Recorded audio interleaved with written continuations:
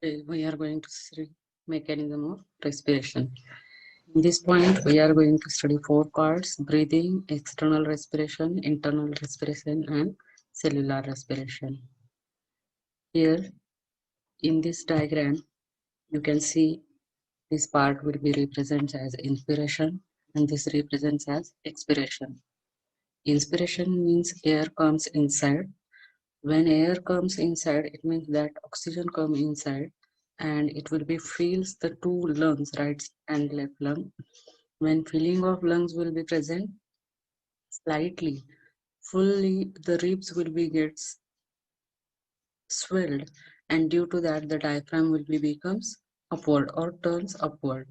Pressure in lungs decreases and air comes rushing in. Means air comes inside and lungs will be becomes swollen. In next diagram you can see here,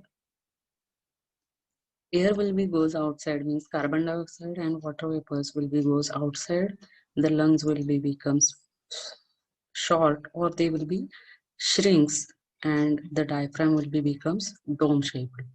So when oxygen comes inside, it is referred as inspiration or inhalation, and carbon dioxide goes outside, it is referred as expiration or exhalation. Next is external respiration.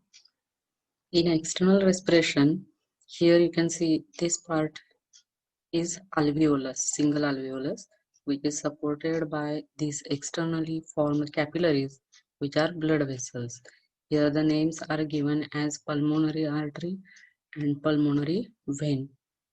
Both of these are nothing but one of these is carrying oxygenated blood and another one will be carrying deoxygenated blood. When oxygen comes inside, it reaches to alveolus. Alveolus goes up to the membrane of alveolus. The alveolus ला आतल्या साइडनं जी membrane आहे, it is made up from squamous epithelium. It has capacity to absorb O2 and it goes inside these RBCs. These are the parts which are present here. RBCs, red blood cells. They absorb O2 and releases CO2.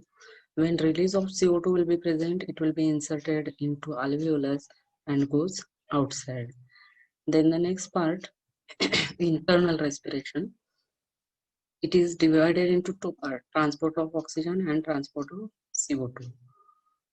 Transport of oxygen means when oxygen goes in alveolus, it reaches to RBC. RBC already carrying HB means hemoglobin.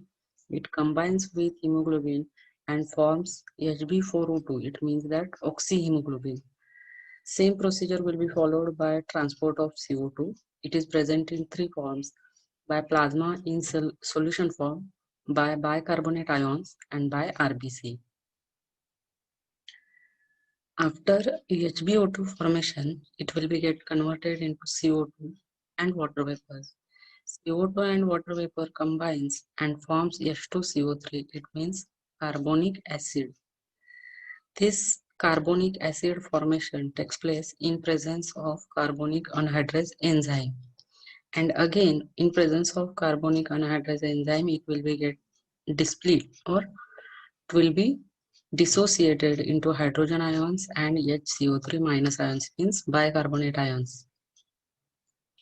These H plus and HCO3 minus ions, again in presence of carbonic anhydrase enzymes, combines to form carbonic acid, and again it will be dissociates into CO2 plus H2O. So it means that this is two-way process. Then in RBCs, hemoglobin combines with CO2 and forms HbCO2 as like HbO2. This means that carbamino hemoglobin.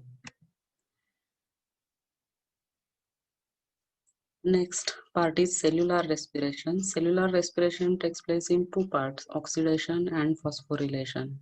Oxidation means addition of oxygen into the oxidized food, and formation of CO2 and water vapors takes place. During that, some energy will be released. Phosphorylation means addition of phosphate ions in adenosine diphosphate and formation of ATP will be takes place, which is nothing but it is adenosine triphosphate, which we called as energy. Next part we will see afterwards.